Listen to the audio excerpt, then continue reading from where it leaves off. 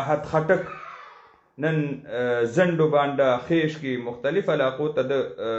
ملاقاتونه کړي، ډور ټو ډور کمپین هغه مهم جاری ساتلی دی، ملاقاتونه دي او ورسره شمولیتونه دي. نو او بل طرف ته لیاقت خټک هغه د پبو دوره کړې ده، زوی دلته لګیا دی، دغه تقریبات دلته جاری دي او پلار په ټوله ضلع کې یو طرف ته جهانګیري کې په نظر راځي او بل طرف ته په پبو کې ډېر دلچسپۍ سره او ډېر دغه سره د هغه چونکې سابقه ډسټرکټ ممبرانو سره تعلق دی، ضلعي ناظم پاتې دی